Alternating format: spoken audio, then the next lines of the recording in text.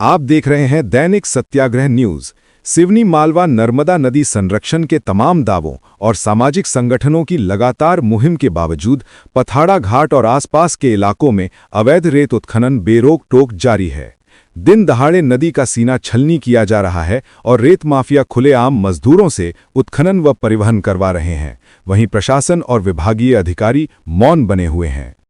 लगातार गहराई तक किए जा रहे अवैध खनन का असर अब किसानों की जमीन पर साफ दिखने लगा है। पथाड़ा गांव के कई खेत नदी में समा चुके हैं, किनारे तेजी से कट रहे हैं और धंसान की घटनाएं बढ़ रही हैं। प्रभावित किसानों ने सीएम हेल्पलाइन पर शिकायत दर्ज कराई है, लेकिन अब तक कोई ठोस कार्रवाई नहीं की गई है। विशेषज्ञों का मानना है कि नर्मदा से हो रहे इस अंधाधुंध रेत दोहन से नदी का प्राकृतिक स्वरूप बिगड़ रहा है, पानी दूषित हो रहा है और जलीय जीवों का अस्तित्व खतरे में है। अगर यही हालात जारी रहे तो आने वाले वर्षों में नदी का जलस्तर और पारिस्थितिकी तंत्र बुरी तरह प्रभावित होगा। स्थानीय लोग और सामाजिक संगठन कई बार शिकायतें कर चुके हैं, मगर संबंधित विभागों की उदासीनता साफ झलकती है। अब तक न तो कोई बड़ी कार्रवाई हुई है और न ही गंभीर जांच। रेत कारोबारियों की पकड़ इतनी मजबूत है कि प्रशासन भी कदम उठाने से पीछे हटता दिख रहा है।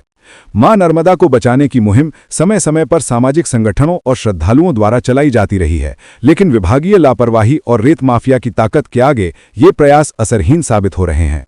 स्थानीय लोगों का कहना है कि यदि हालात पर तत्काल रोक नहीं लगी तो पथाड़ा और आसपास के गांवों की उपजाऊ जमीन नदी में समा जाएगी और किसानों का भविष्य अंधकारमय हो जाएगा। पथाड़ा और नजदीकी गांवों के कई किसानों की जमीनें लगातार धसक रही हैं। धीरे धीरे खेत नदी में समा रहे हैं, किनारे कट रहे हैं।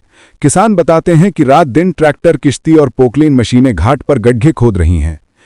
एक स्थानीय किसान ने कहा, हमारी पीढ़ियों से चली आ रही जमीन पल भर में नदी में चली जा रही है, लेकिन प्रशासन सुनने को तैयार नहीं।